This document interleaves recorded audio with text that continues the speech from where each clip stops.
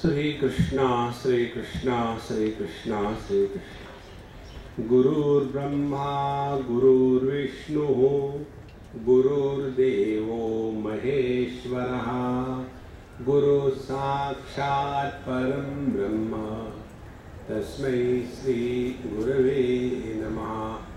तस्मै श्री गुरवे नमः। हम ही निर्णय लेते हैं कि हम कौन हैं। एक व्यक्ति कल्पना करता है कि मैं बड़ा अनलकी हूँ, तो वो अनलकी बन जाता है।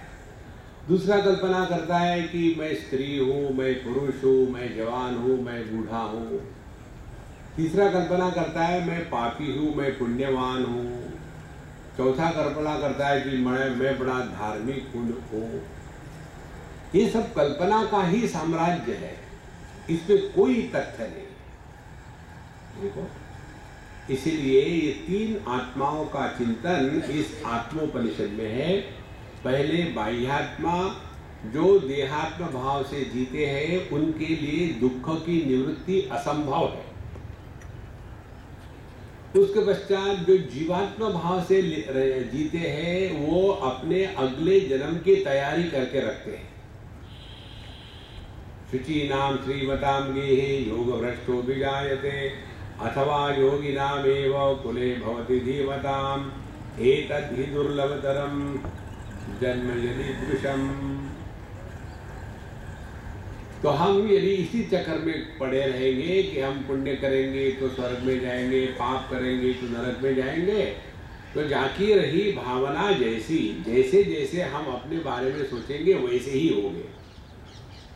एक बार दो छोटे भाई बहन खेल रहे थे और पति पत्नी का खेल खेल रहे थे। तो जब पति आया और कहता है मुझे खाने को दो, तो जो उसके बहन पत्नी बनी हुई थी वो कहती है बस तुमको तो खाने के सिवा दूसरा कुछ आता ही नहीं, मेरा सर खाओ। तो पति कहता है तुम्हारा सर खाऊंगा तो मैं भूखा मरूंगा, कुछ है उसमें भेजे में। अब रोज के डायलॉग घर में होते हैं, बच्चों को कंठस्थ हो जाते। तो उसने निकाला ऐसे ही, केवल एक्शन किया, कल्पना, हाथ में कुछ भी नहीं। हाँ ये ले लो, कल के बची सब्जी थी, मैं फेंक रही थी तो अच्छा हो गया, आप ले लो। अब वो लड़का कहता है 2 मिनट रुक जाओ, तो मुझे दे तो कुछ नहीं रही हो, कल्पना ही तो कर रही हो ना। तो कल्पना ही यदि कर रही हो तो ऐसी कल्पना क्यों नहीं करती कि रसगुल्ला ले लो, लड्डू ले लो, ऐसी कल्पना क्यों नहीं?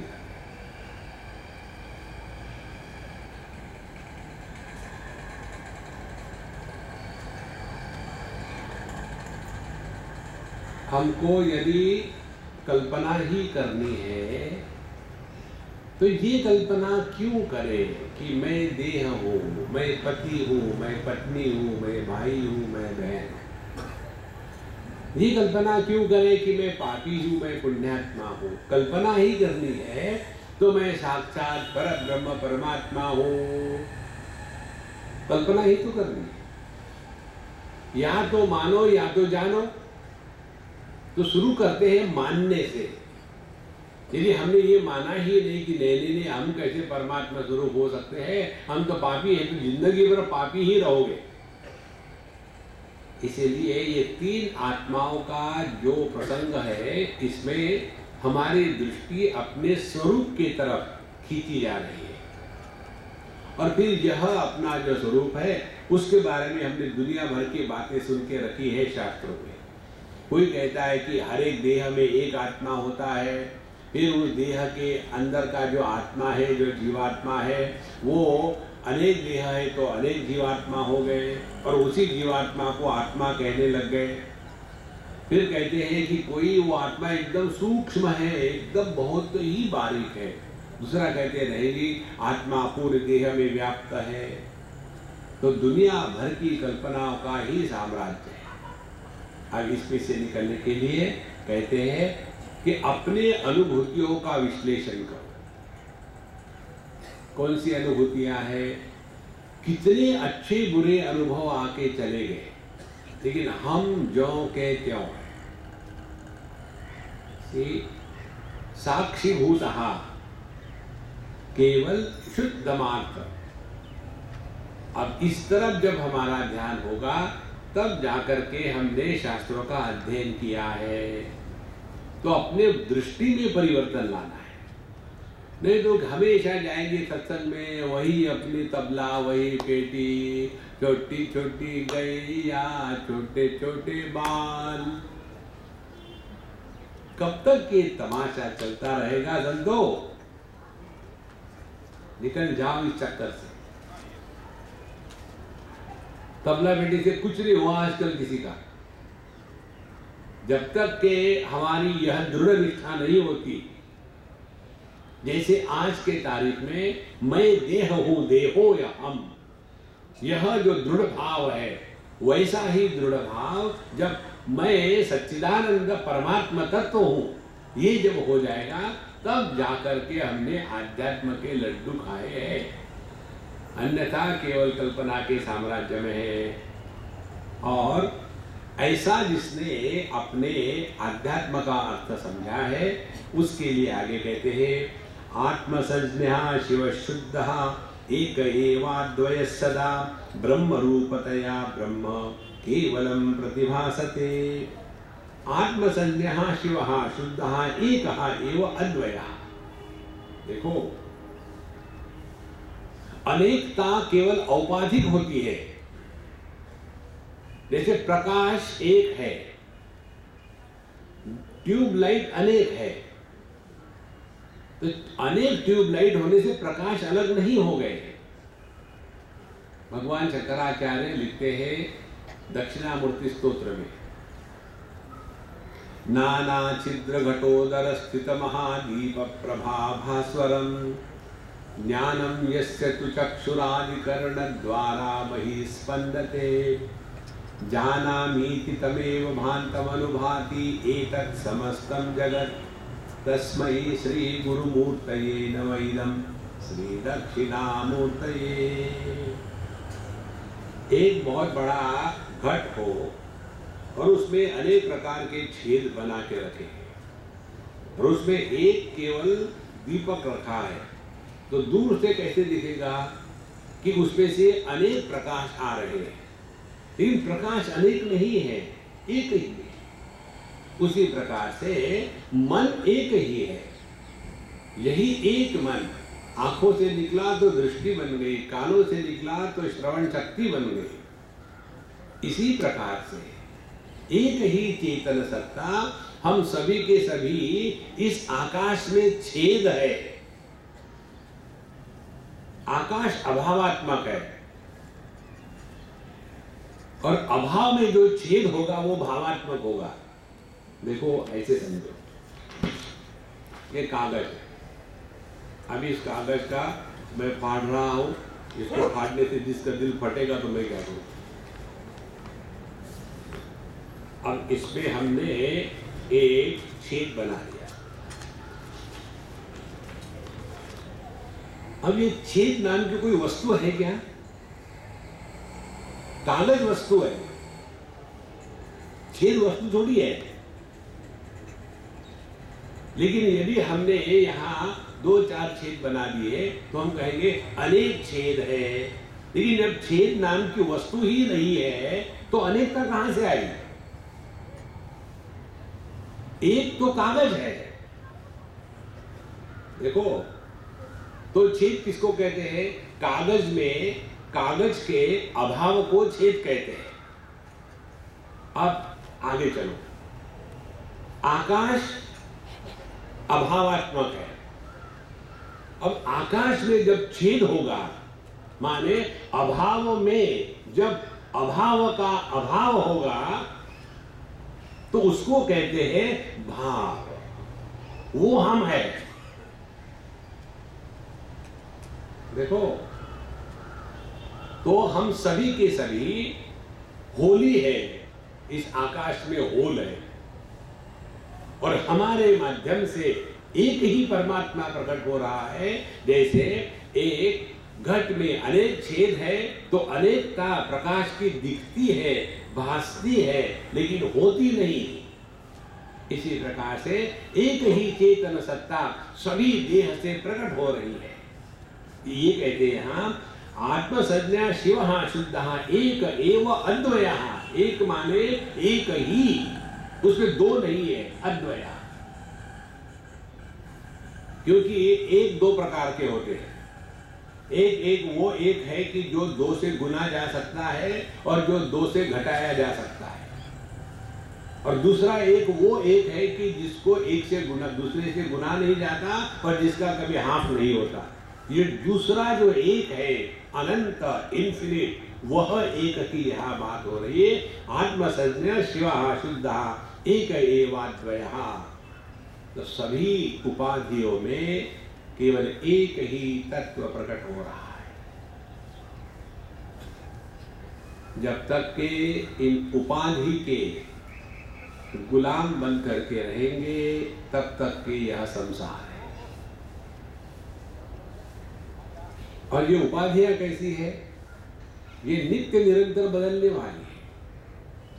पहले हमारा देह कितना बढ़िया था, अब कितना भयानक हो गया है, फिर भी देह को पकड़ के रखे। पहले हमारा मन कितना पवित्र शांत था, अब खुचुर खुचुर करता है।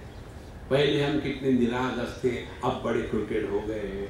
तो ये जितने भी उपाधियां हैं उसमें सब विकृतियां आती है, और उन्हीं विकृतियों को यदि हम सत्य मान के चले तो जीवन भी विकृत हो जाता है। इसीलिए कहते हैं साक्षी भूता निर्गुणा।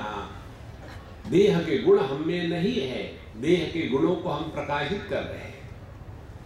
इस प्रकार से आत्मसंज्ञ शिव शुद्ध एक एवाद्वय सदा।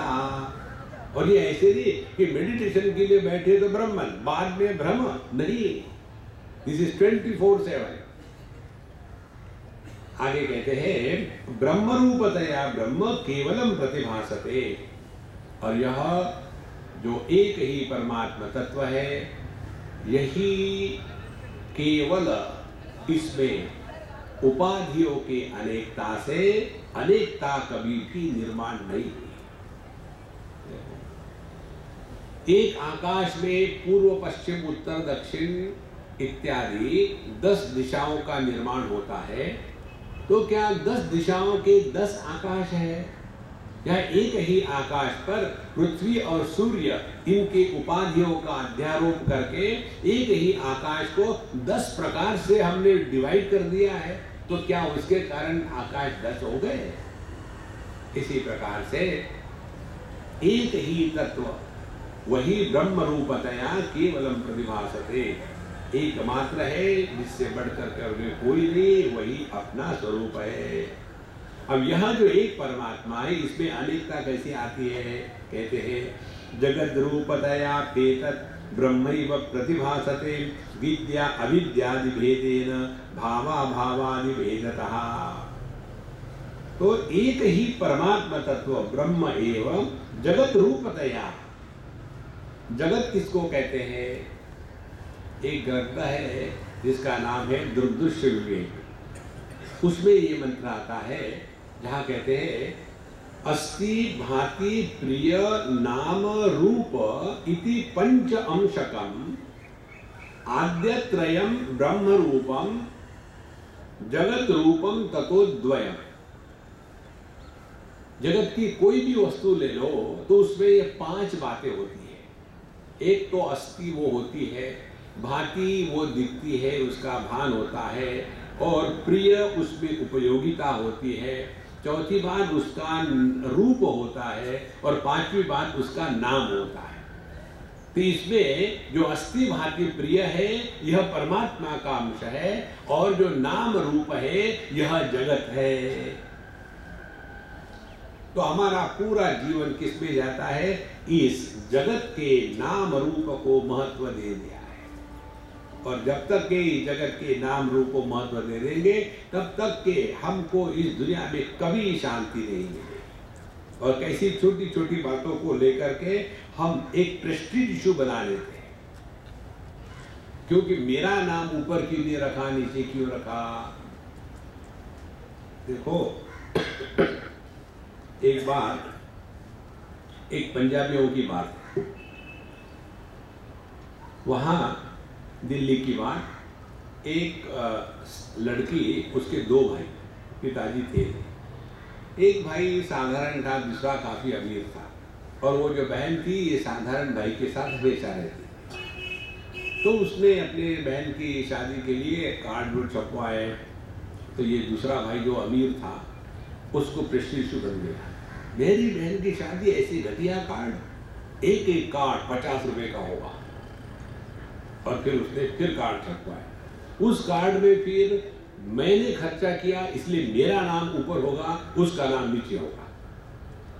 अब ये किसी को भी मालूम नहीं किसका नाम कौन बड़ा है कौन छोटा है, लेकिन इनमें अपने कंपटीशन शुरू हो गई। शादी हुई है ना हुई, लेकिन ये दो भाइयों में जिंदगी भर का झगड़ा हो गया। देखो ये बात दिखती छोटी है, लेकिन हर घर में यही बात होती है, मेरा नाम ऊपर क्यों रखा, मेरा नाम नीचे क्यों रखा। कोई भी जानता नहीं उस नाम को दुनिया में, लेकिन नाम रूप यही जगत है और इसी में हम फंसे हुए हैं। तो यदि हमारा ध्यान नाम रूप से परे चला जाए, ध्यान से सुनना, जब जब हम नाम रूप के परे चले जाते हैं तब तब हमको आनंद का अनुभव होता है, और जब जब हम आनंद का अनुभव करते हैं तब तब के हमको नाम रूप का भान भी नहीं होता। जैसे कई बार एक आध बात कह दी सत्संग में, तो कोई लोग ऐसे होते हैं क्योंकि जो पूर्ण पार्टिसिपेट कर रहे हैं तो खुद दिल खोल के हंसेंगे हा हा करके, दूसरे जो होंगे वो विचार करेंगे सबके सामने मैं हंसूंगा तो लोग क्या कहेंगे, और इसीलिए मुंह में जैसे पत्थर रखा हो और बैठे रहे। लोग कहेंगे गुप्ता जी हंसते हैं, रोना ठीक है, हंसना नहीं।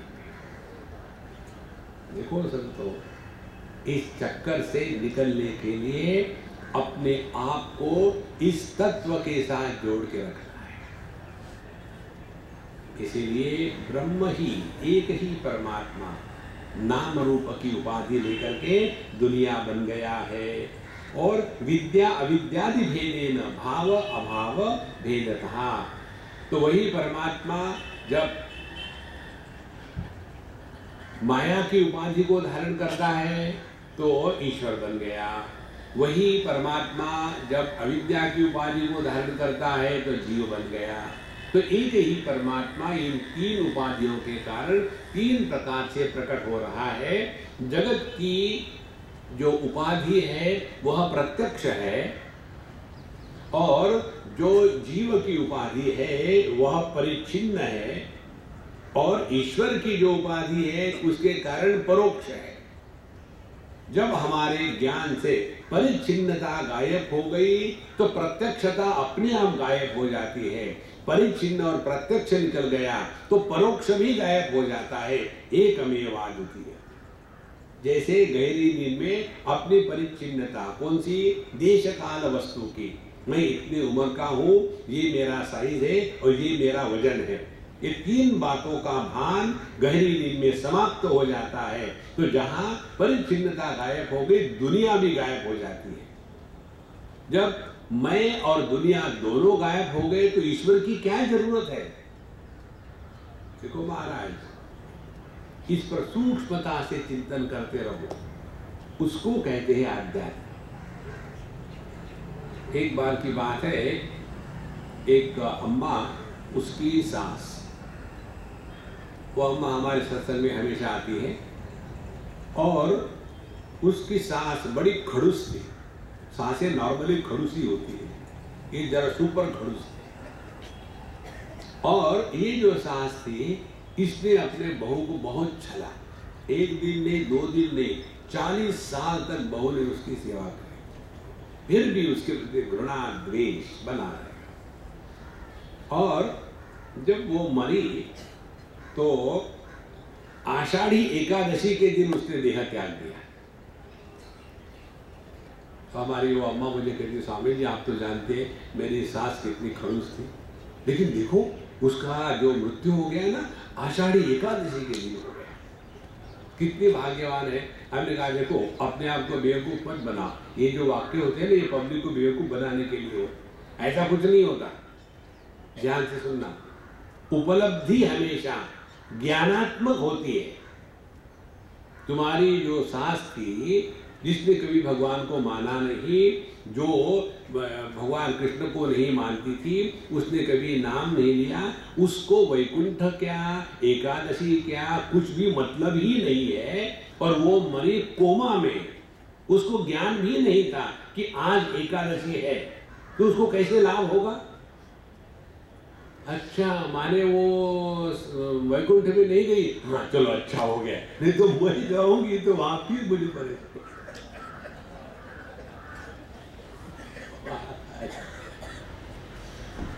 इस सब चक्कर से हट जाओ, बस अपने में मस्त रहो।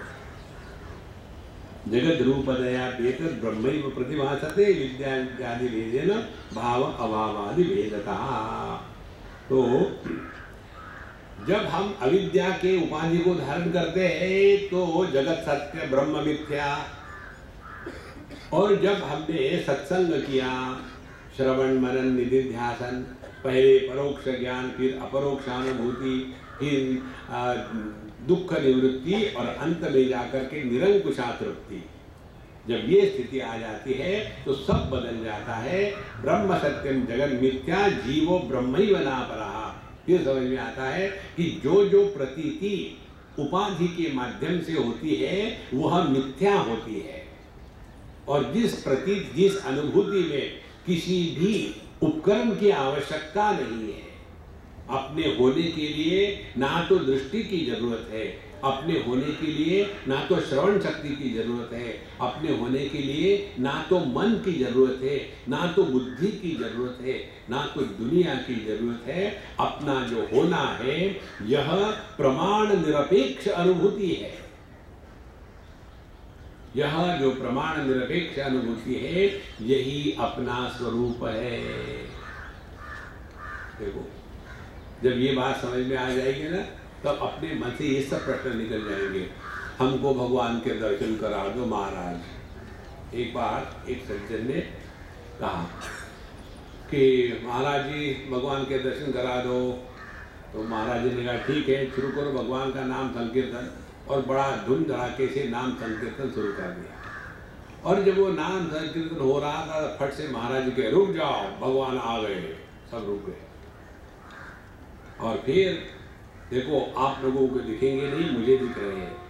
मैं भगवान से पूछता हूँ, भगवान गुप्ता जी कहते हैं कि मुझे भगवान के दर्शन कराओ। आप सब देख रहे हैं, गुप्ता जी देख रहे हैं, कहाँ भगवान है, पापियों को नहीं दिखते। फिर हाँ ठीक है, फिर भगवान ने मुझे कहा गुप्ता जी को बताओ इस दुनिया में कोई चीज फ्री नहीं मिलती, तो मेरा दर्शन चाहिए तो तुम्हारे जीवन के सब पुण्य खत्म हो जाएंगे और उसके बाद केवल पाप बचेंगे। तो मेरा जैसे दर्शन खत्म हो जाएगा उस क्षण से तुमको दुनिया भर के रोग होना शुरू हो जाएंगे।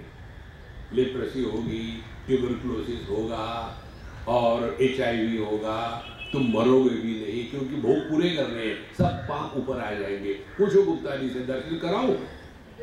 गुप्ता जी उवाच, मैं जरा गुप्ती से पूछ के आता हूं।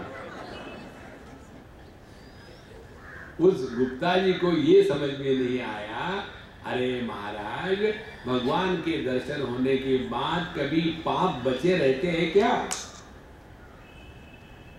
भगवान का दर्शन माने जिसमें मैं मिट जाता है वो भगवान का दर्शन है।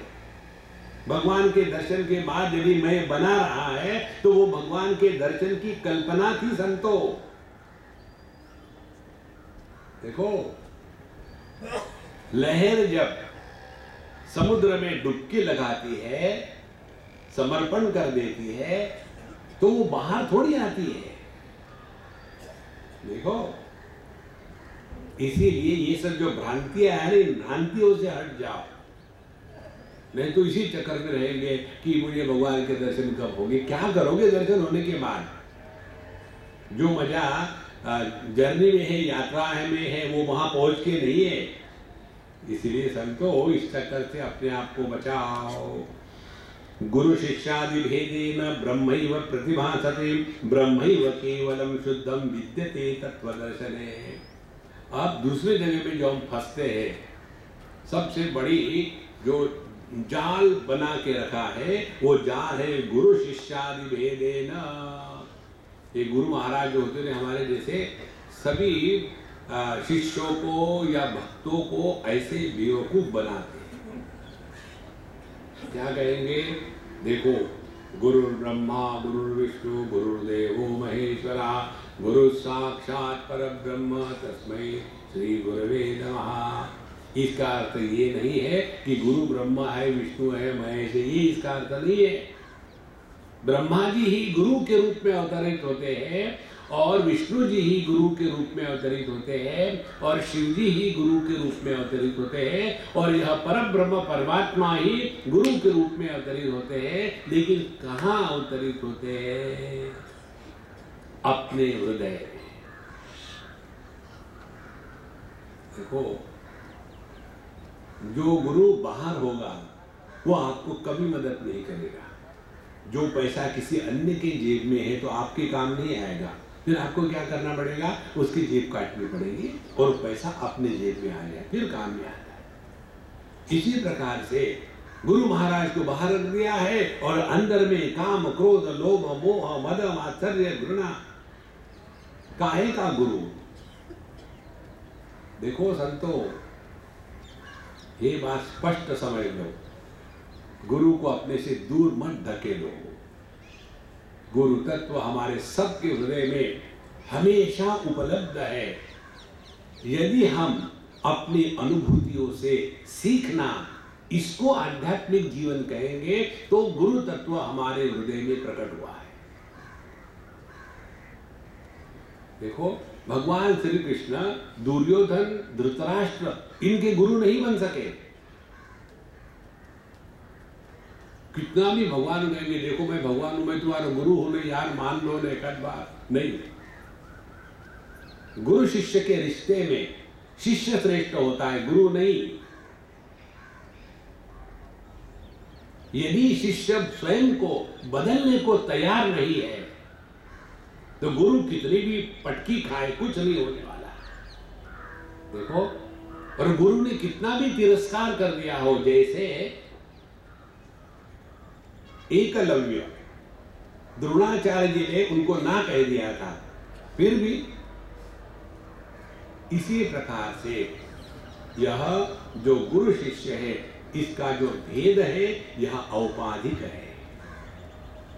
ध्यान से सुनना, गुरु शिष्यादि भेदेन।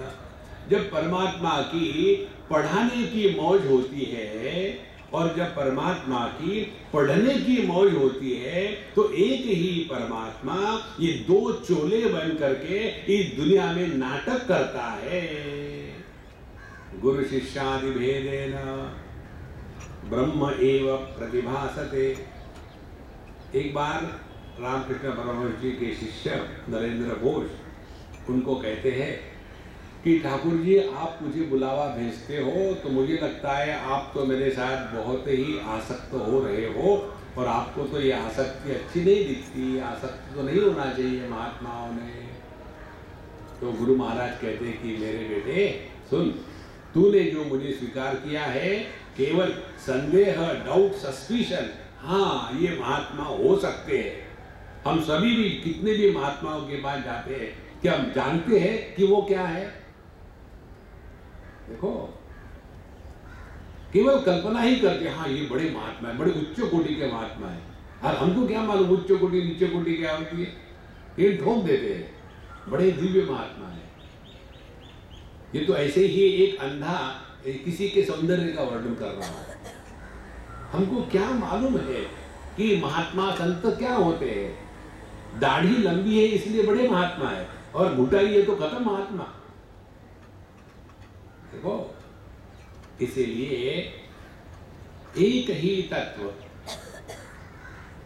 जब सीखने की उपाधि धारण करता है तो उसको शिष्य कहते हैं। वही तत्व जब सिखाने की उपाधि को धारण करता है तो वह गुरु। तो ये औपाधिक भेद है।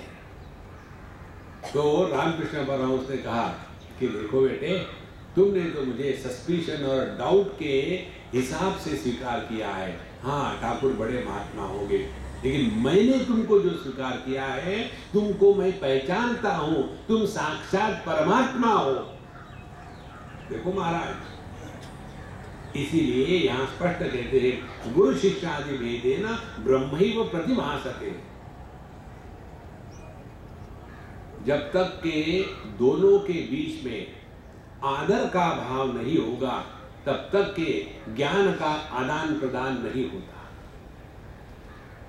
और आदर किसको कहते हैं? 24 घंटे आकर के पैर पकड़ के उनको खींचना, उसको आदर नहीं कहते। हम तो लोगों का पैर छूने से परेशान हो जाते हैं। खाना खा के आएंगे और पूछेंगे हाथ हमारे पैर को, महाराज जी कैसे हो, पूरा कपड़े हमारे खराब कर दिए। वो नहीं होता नमस्कार चमत्कार। देखो, एक संगीत का जो शिक्षक होता है उसको टीचर कहते हैं, प्रीचर नहीं कहते। तो वो स्वयं जानता है। तो ऐसे संगीत का जो टीचर होगा वो अपने शिष्य से क्या एक्सपेक्ट करेगा? क्या वो कपड़े धोए या हाथ पैर दबाए? महाराज जी मुझे आपकी सेवा करनी है, आपके पैर दबाऊं, पैर दुख रहे होंगे। नहीं, पैर तो नहीं दुख रहे, गला दुख रहा है, दबाओ उसको। दबाने दुबाने से नहीं सेवा होती है। शास्त्र के सिद्धांत को जीवन में उतार करके अपने में परिवर्तन लाना, ये गुरु की असली सेवा है। देखो, न तो एक बोझा और कितने गुरु अपने जेब में है। देखो संतो, इसीलिए गुरु शिष्यादि भेदेन ब्रह्मैव प्रतिभासते। विवेक चूड़ामणि में एक स्पष्ट जगह आता है आखिरी में, जब सब कुछ ज्ञान का आदान प्रदान हो गया, उसके पश्चात आखिरी में आता है कि गुरु महाराज अपने रास्ते से चले गए, शिष्य महाराज अपने रास्ते से चले गए, और ये जो शिष्य थे गुरु के कंधे पर बैठ करके गुरु को म्यूल नहीं बनाए। तो गुरु महाराज उद्धार करो, तुम क्या नहीं, मेरा वजन बढ़ गया है, तुम हद हो गई सरासर। इसलिए गुरु शिष्यादि वेदेन ब्रह्मैव प्रतिभासते, ब्रह्मैव केवलम शुद्धम विद्यते तत्वदर्शने। तो जब हम अपने स्वरूप में स्थित होंगे तभी गुरु शिष्य का रिश्ता निभाया है। नहीं तो कई जगह में ये जो शिष्य होते हैं ना, गुरु के सर पर एक ऐसा होल्डाल होता है बहुत बड़ा, 24 घंटे वही कह। तो एक ही तत्व गुरु शिष्य के रूप में प्रकट हो रहा है। आगे कहते हैं न च विद्या च ना चा विद्या न जगत च न चा परम सत्यत्वेन जगत भानम संसारस्य प्रवर्तकम। अब यहाँ तीसरी महत्व की बात बताते हैं। देखो, ज्ञान या अज्ञान, विद्या या अविद्या, ये जगत या ये जीव, ये संसार का कारण नहीं है। ध्यान से सुनना। रूप रंग दृष्टि मन, ये दुख का कारण नहीं है। देखो, आंखों से यदि दिखा नहीं तो दुख का कारण है। कानों से यदि सुना नहीं, सुन नहीं सकते तो दुख का कारण है। मन में यदि वृत्तियां नहीं आई, एकदम दम्भ हो गए तो दुख का कारण है। वो दुख का कारण हो ही नहीं सकता। तो सवाल यह आता है कि ये संसार कहां से निर्माण हुआ है। यहां भगवान कहते हैं सत्यत्वेन जगत भानम संसारस्य प्रवर्तकम। जब हम इंद्रियों के माध्यम से, मन के माध्यम से उपलब्ध अनुभूतियों को सत्य के रूप में स्वीकार करते हैं, वहीं से संसार प्रारंभ हो जाता है। देखो, एक बार की बात है, कहाँ की बात है, एक पति पत्नी थे और दोनों में हमेशा एक ही चीज को लेकर के मजाक होता था। पर मजाक क्या होता था कि पत्नी कहती थी, देखो ना, मैं पता नहीं क्या मैंने गलती करी अपने जीवन में, इनसे शादी हो गई। और पति भी कहते थे कि स्वामी जी, मैं भी इसके साथ सहमत हूँ, गलती मैंने भी करी कि मैंने इसके साथ शादी करी। दोनों हमेशा इसी प्रकार से एक दूसरे की खिंचाई करना, यही जोक समझते थे। तो मैंने उनको कहा, देखो ऐसा जोक मत किया करो, this is not the right way. नहीं साहब, हम तो मजाक में करते हो। ठीक है, मजाक में भी करो, लेकिन मजाक भी ज़्यादा नहीं करनी चाहिए। और फिर धीरे धीरे समय हो गया, और फिर उनके 2 बच्चे, एक लड़का एक लड़की। अब लड़के का शादी का समय आया, और तब तक इन दोनों ने निश्चय कर लिया था कि हम दोनों साथ नहीं रह सकते, क्योंकि हमेशा एक दूसरे के दोष निकालना ये उनका स्वभाव बन गया। तो फिर मुझे उन्होंने पूछा, स्वामी जी हमने ये सोचा है। हमने कहा, आप अपने बारे में सोच रहे हो, बच्चे के बारे में सोचो, अब उसकी शादी है, ये फालतू दिमाग से विचार निकाल डालो, शांत रहो, सब ठीक हो जाए। देखो, तो जो हमने किसी को अच्छा कहा, हमने किसी को बुरा कहा, ये मजाक ही एक दिन में सत्य हो जाती है। सत्यत्वेन जगत भानम संसारस्य प्रवर्तकम। इसी प्रकार से हम बचपन से मैं देह हूँ, यह अभ्यास करते करते करते करते यही सत्य भासने लग जाता है। एक लड़का छोटा सा 8 साल का होगा, एर्नाकुलम की बात है। हम गए थे किसी के यहाँ, खाना खा रहे थे, तो छोटा सा लड़का हमारे साथ बैठा।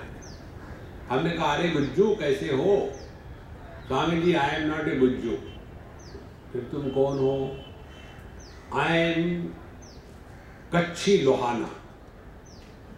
तो हमने कहा, तुमको कच्छी बांधना आती है क्या? बोले, वो क्या होती है? बांधने का तो सवाल ही नहीं। लोहाना क्या होता है? I don't know. कच्ची क्या होता है? I don't know. तुम हो क्या? कच्ची लोहाना। देखो, ये किसी भी गलत चीज को आप 1000 बार कहो ना, तो वो सत्य प्रतीत होने लग जाती है। इसीलिए इस जगत को हमने, यदि सत्य है, कोई अपना दुश्मन है, कोई अपना दोस्त है, इसी को यदि हम दोहराते रहे, तो धीरे धीरे वो बात इतनी दृढ़ हो जाती है अपने हृदय में कि उसको निकालना बड़ा कठिन हो जाता है। इसीलिए सत्यत्वेन जगत भानम संसारस्य प्रवर्तकम। तो इससे यदि निकलना हो, ये जगत को हमने जो सत्य माना है, इससे निकलना हो, तो उसके लिए क्या विचार करना पड़ेगा? ध्यान से सुनना। परीक्षित जी को शब्द के अस्त्र का प्रभाव था। उस ऋषि पुत्र ने उसको शाप दिया था शब्दों के द्वारा। 8वें दिन तुमको तक्षक आके डसेगा और तुम मर जाओगे। यदि शाप शब्दों का था, तो उसका निराकरण भी शब्दों से ही हो सकता है। और इसीलिए परीक्षित जी को शब्द के माध्यम से भागवत की कथा सुननी पड़ी। इसी प्रकार से यदि सत्यत्व की भ्रांति गलत विचारों के कारण है, तो केवल चित्तवृत्ति निरोधा करके ये जगत के सत्यत्व को हम नष्ट नहीं कर पाएंगे। इसलिए योग करो, लेकिन गलत प्रकार से मत करना। एक हद तक के ठीक है योग, उसके आगे त्याग देना है उसका। तो जिंदगी भर हवाई भरते रहोगे तो कुछ नहीं होने वाला। अपने विचारों को ठीक करना है, क्योंकि अविचार कृतो बंधः विचारेण निवर्तते। तो हमने यदि अपने आप को गलत प्रकार से देह मान लिया है, तो फिर इसके ऊपर चिंतन शुरू कर दे, विचार शुरू कर दे कि क्या हम देह हो सकते हैं। यदि हम देह हो ही नहीं सकते, तो देह को मैं कहने के बाद ही तो ये सारा संसार निर्माण होता है ना। देखो, और हमारी साधना क्या होती है कि महाराज ये रोग नहीं होना चाहिए। देखो, जिनको रोग होते हैं ना, उनके ऊपर भगवान की कृपा होती है। जिनको रोग नहीं होते वो बड़े दरिद्री है। कैसे? एक उदाहरण दो आपको। रोग माने दर्द, दुख, कष्ट। एक हमारी फ्रेंड है डॉक्टरनी, गायनेकोलॉजिस्ट है। अब ये डॉक्टरनी होने के कारण उसको तो जो चाहिए दवा वो फ्री में ले सकती है, किसी अलग से जाकर के कुछ लेने की जरूरत नहीं। अब उनके पैरों में बहुत दुनिया भर के वेरिकोज वेन हो गए, क्योंकि ये जो गायनेकोलॉजिस्ट होती है ना, सबसे घटिया यदि कोई प्रोफेशन होगा तो गायनेकोलॉजिस्ट पूरे जगत में। क्योंकि ये बच्चे पैदा होते ऑड टाइम, उनको कोई टाइम के बंधन है क्या, और ये बेचारी अपनी वहां वेट करती रहती है, अरे इधर चलो दो घनश्याम, और ये घनश्याम निकलते ही नहीं, अब खड़े हैं वहां। और ऐसा करते करते 30-40 साल प्रैक्टिस चल रही, पैर उनके बड़े बड़े हो गए। तो फिर वो दर्द होता था तो दवाई खा ली, पेन किलर, और धीरे धीरे पहले आधी पेन किलर की टैबलेट, फिर 1, फिर 1.5, फिर 2, फिर 3, उसका उनका डोज बढ़ता गया। अब उसके कारण उनके सर्विक्स को कैंसर हो गया। वो दर्द भी उसी के दवाई के कारण दबा दिया, और एक दिन उनको बड़ा अनकंफर्टेबल फील हुआ। तो उन्होंने अपने फ्रेंड को बुलाया, दूसरी डॉक्टरनी को, कि देखो मुझे जरा नीचे में तकलीफ हो रही है, क्या है। तो जैसे उस डॉक्टर ने देखा, तो जैसे हाथ लगाया तो जैसे मटका फूट गया हो, और जैसे दही हंडी में दही फूटने के बाद फट से बाहर आ जाता है, इतना बकेट भर के पस खून सब बाहर आ गया एक क्षण। ओ गॉड, क्या हो गया, कैंसर हो गया, दवाई सब, कीमोथेरेपी सब कुछ किया। अब हमको सीखना क्या है? यदि उन्होंने दवाई ले ले करके अपने उस दर्द को नहीं मिटाया होता तो वो दर्द उनको फील होता, और उसी समय देखते हैं कि क्या कारण है।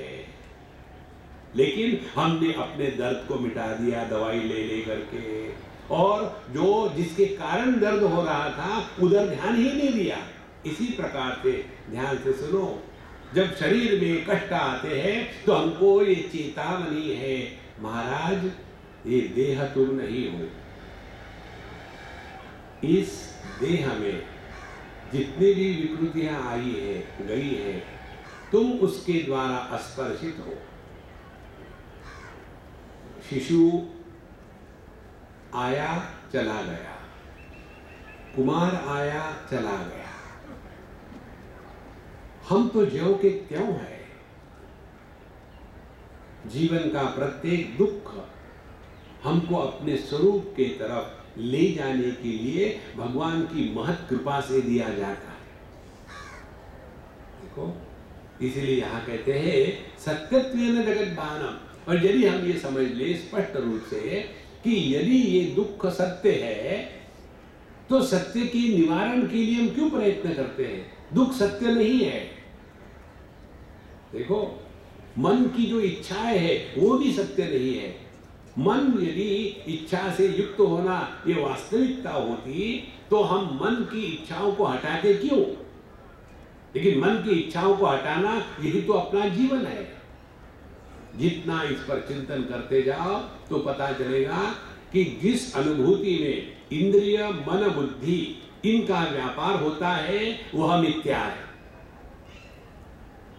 और जो प्रमाण निरपेक्ष अनुभूति है, जिस अनुभूति में इंद्रियों का व्यापार नहीं, मन का व्यापार नहीं, बुद्धि का व्यापार नहीं, इंद्रियों का व्यापार नहीं, इसीलिए यह अन्य वस्तु नहीं है। मन का व्यापार नहीं, इसीलिए इसमें सुख दुख के विकल्प नहीं है। बुद्धि का व्यापार नहीं, इसीलिए इस ज्ञान में ज्ञाता पैदा नहीं होता। जिस ज्ञान में ज्ञाता पैदा नहीं होता वह सत्य है। जिस भोग में भोक्ता पैदा नहीं होता वह सत्य है। जिस कर्म में कर्ता पैदा नहीं होता वह सत्य है। देखो, कहां है दुनिया? हम कुछ करते हैं, कर्ता पैदा होता है। हमने इतना किया इन लोगों के लिए, लेकिन देखो लोग बदलते नहीं। मैं तो इतना गला फाड़ फाड़ के बता रहा हूँ कि तुम ब्रह्म हो, लेकिन लोग मुझे ही बेवकूफ़ बनाते हैं, और फिर मुझे लगने लग गया कि मैं बेवकूफ़ ही हूँ। देखो संतो, ये जो कर्तृत्वाभिमान है यही दुख का कारण है। यह जो भोक्तृत्वाभिमान है यही दुख का कारण है। इसीलिए संतो, सत्यत्वेन जगत भानम संसारस्य प्रवर्तकम, ये जगत को आप सत्य मानो, यहीं से संसार शुरू हो जाता है। और यदि इसको सत्य नहीं मानना है तो क्या करें? हमारे कन्हैयालाल की लीला पढ़ो। कन्हैयालाल की लीला क्या थी? एक बार नारद जी को भ्रम हो गया, भगवान को 16,108 रानियों को खुश रखना पड़ता है, तो कैसे रखते होंगे? कहीं ना कहीं तो झगड़ा होता ही होगा। तो उन्होंने पहले एक रानी के घर में भगवान थे, वहाँ भगवान बैठ करके झूले पर झूल रहे थे और वहाँ पान खा रहे थे। नारद जी गए, नमस्कार चमत्कार हो गया, यहाँ तो बड़ा आनंद ही आनंद है। फिर अच्छा जी भगवान में निकलता हूँ, फट से दूसरे महल में चले गए, तो वहाँ भगवान बैठे हैं और वो सब्जी काट रहे हैं, और उनकी पत्नी जो है उनको सिखा रही है सब्जी कैसे बनानी। बोले यहाँ भी मस्ती में, पता नहीं कैसे। फिर अच्छा जी मैं चलता हूँ, फट से तीसरे कमरे में चले गए, तो वहाँ भी वो बच्चों को नहला रहे थे, अपने पैर पर लग करके उसको साबुन और उनको लगा रहे थे। यहाँ भी खुश है, क्या है ये? फिर उन्होंने पूछा कि भगवान, मैंने बहुत ट्राई किया आपके भिन्न भिन्न रूप लेने का, देखने का कि आप इतने सारे पत्नियों के साथ सुखी कैसे रह सकते हो। लोग तो एक पत्नी के साथ सुखी नहीं रह सकते, और आप 16,108, केवल आप भी सुखी नहीं है, वो भी सब सुखी है। बड़ी कठिन साधना है। बोले क्या टेक्निक है? बोले टेक्निक ये है कि मैं कर्नाटक का रहने वाला, नाटक करो, कर्नाटक। ये जगत को सीरियसली मत लेना, जैसे आप सुनने का नाटक कर रहे हैं वैसा ही दुनिया के साथ व्यवहार करो, जीवन में आमूलाग्र परिवर्तन आ जाएगा। देखो यहाँ एक साथी ने हमको पूछा, स्वामी जी सत्संग में क्यों मजा आता है, क्या कारण है? हमने कहा कारण यही है, जहाँ भी हम लोग चले जाते हैं वहाँ गालियों की सिवा कोई पता नहीं आगे में। इस दुनिया में कैसे कैसे भगवान ने लोग निर्माण किए हैं। हर जगह गए हमको लोग कोसते हैं, मूर्ख कहते हैं और कष्ट देते हैं। सत्संग में जब आते हैं यही हमको बताया जाता है, तुम साक्षात परब्रह्म परमात्मा हो। हाँ, इसीलिए अच्छा लगता है सत्संग में आने के लिए। कोई तो स्थान है जहाँ अपनी तारीफ सुनने को मिली, नहीं तो घर में चले जाओ, आ गए जरा घूम के आओ ना, जल्दी आगे खाने के लिए। देखो महाराज, सत्यत्वेन जगत भानम, ये जगत को यदि हमने सत्य माना है तो दुख गारंटी है। तो फिर ये जगत में नाटक करो महाराज। और नाटक में दो पार्टी होती है, एक तो स्टेज पर जैसे हम बैठे एक्टिंग कर रहे हैं, और दूसरी ऑडियंस। अब इसमें आप ऑडियंस कभी मत बनना, एक्टर बनना। क्योंकि ऑडियंस क्या होता है, देखो हमको लोगों को चाबी भर करके छोड़ने में बड़ा मजा आता है, हमारा टाइम पास हो जाता है। तो किसी के यहाँ उस समय चले जाओ जब इनके फेवरेट सीरियल चल रहे हो, उस समय चले जाओ। उस समय वो टीवी को मत देखना, इनके चेहरे को देखना, पता नहीं इसी समय आ गए। अच्छा गुप्ता जी आप कैसे हैं? उसके उत्तर की भी देखना नहीं, फिर उस बहू का क्या हो गया, उसने तीसरी शादी करी या क्या किया, इतना उसमें इन्वॉल्व हो जाते हैं। देखो, और फिर वहां का जो सुख दुख है, यहाँ टिश्यू पेपर लेकर के नाक से रोते हैं आजकल के लोग, फिर अपना नाक साफ कर रहे हैं क्योंकि बड़ा दुख हो रहा है। वो एक्टर लोग पैसे लेकर के झूठ मूठ रो रहे हैं, और तुम पैसे भर करके सचमुच रो रहे हो। देखो सब तो इसको लाइटली लेना, डोंट टेक लाइफ सीरियसली। देखो, नहीं तो अध्यात्म माने आदमी ऐसा सीरियस हो जाता है, अब क्या हो गया, अब मेडिटेशन करें। और फिर मेडिटेशन करने में क्या, महाराज जी वो जो बताते हैं ना, आधी आंख खुली रखनी है, ये हमको जमता ही नहीं, क्या करें? तुमको गलत समझ में आया, इसीलिए नहीं जमता। तो क्या करना है? आधी माने क्या? आधी माने एक से आधा। ठीक है, तुमको आंखें कितनी है? 2, तो आधा कितना हो गया? 1। तो एक आंख बंद रखो, एक खुली रखो, मेडिटेशन। कब तक के इस चक्कर में फंसे रहोगे संतो? देखो, take life lightly, don't become unnecessarily serious. हमको ऐसे लगता है कि हम आध्यात्म के मार्ग पर चल रहे तो बड़े 30 मार खाए, जितने मार खाते हैं वही यहीं आते हैं। देखो महाराज,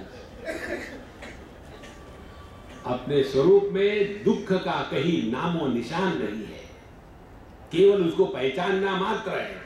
हम इसलिए नहीं पहचान पाते हैं क्योंकि दुनिया को हमने सत्य मान के रखा है। देखो, एक बार एक महात्मा जी उठे, शिष्य लोग थे, और उठते ही महात्मा जी ने रोना शुरू कर दिया। तो शिष्य कहते कि महाराज जी क्या हो गया? बोले मुझे बहुत बुरा सपना आया कि मैं एक तितली बन गया हूँ, और फिर रोने लग गए। तो बोले महाराज जी आप ही ने तो हमको सिखाया है कि सपना सपना होता है, सत्य नहीं होता, वो तो कल्पना है, झूठ है, फॉरगेट अबाउट इट। चलो अब उठ करके चाय पानी नाश्ता कर लो।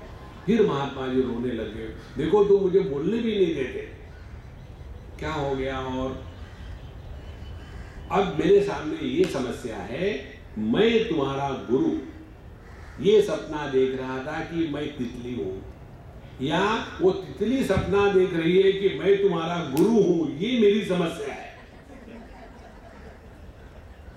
देखो महाराज, कौन सत्य है? गुरु सत्य है कि तितली सत्य है? इसी एक प्रश्न को लेकर के अष्टावक्र गीता का जन्म हुआ है। जनक महाराज की यही समस्या थी। सपने में जो भीख मांगने वाला भिखारी था और यहां बैठ करके जो राजा बना है, इन दोनों में सत्य कौन है? देखो संतो, इसीलिए इस जगत को जब तक सत्य मानेंगे तभी तक दुख है।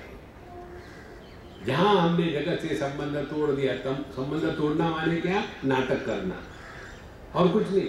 डाइवोर्स लेने की कोई जरूरत नहीं, क्योंकि डाइवोर्स लोगे तो दूसरे के साथ फिर शादी करोगे।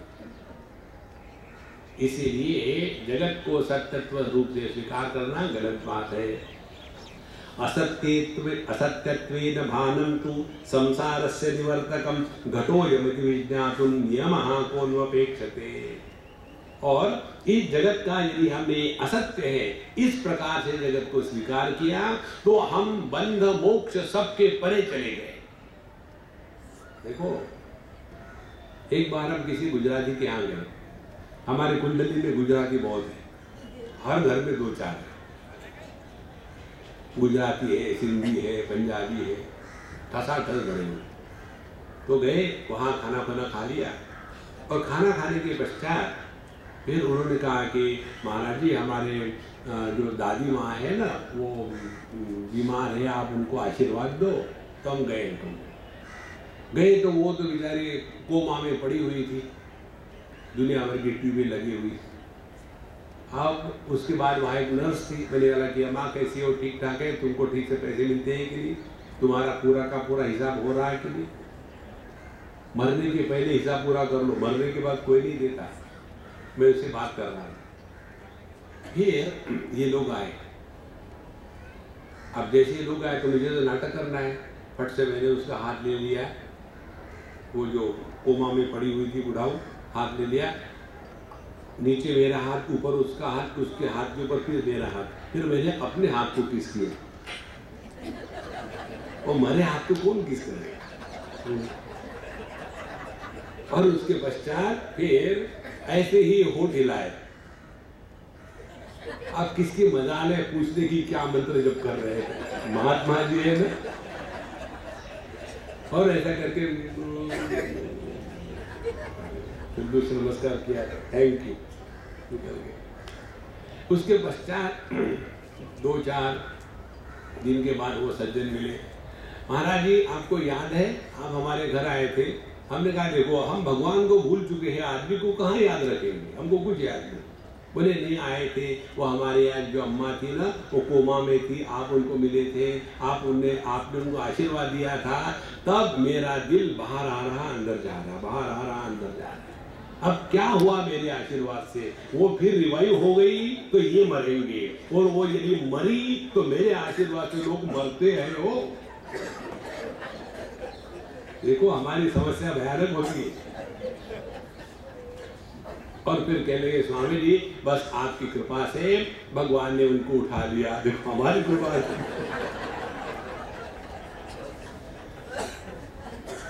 और आगे कहते हैं कि हम उनके दुख सह नहीं जाते थे।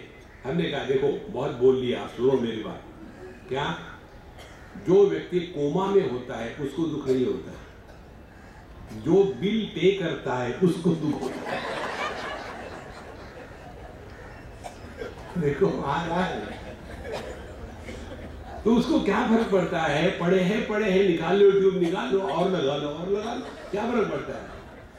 क्योंकि उसके लिए जब देहात्म भाव है ही नहीं तो ये दुनिया में पैसा खर्चा हो रहा है, ये भाव कहां से आ सकता है? इसीलिए जगत हमको जब तक के सत्य प्रतीत होता है तभी तक ये संसार है।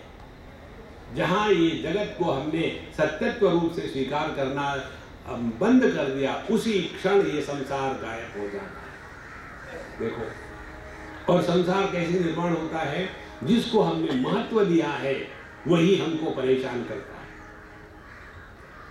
किसी को भी महत्व दो आप, वस्तु को, व्यक्ति को, किसी भी आदत को, साफ सफाई को, किसको भी महत्व दो, वही आपके दुख का कारण बनेगा।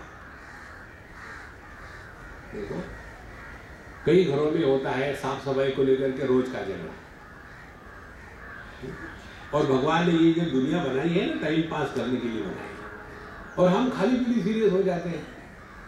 तो वो क्या करते हैं, विरुद्ध जो व्यक्तित्व होते हैं उनको साथ में ले आते हैं। इसीलिए कहा है marriages are fix in the heaven and so also the thundering and lightning, वो भी होता है। और दोनों इकट्ठे आ गए, दोनों एकदम विरोधी भाव के। लड़की होगी तो एकदम गोबर गणेश, और आदमी होगा तो बड़ा टिप टॉप साफ सुथरा स्पीक एंड स्पैन।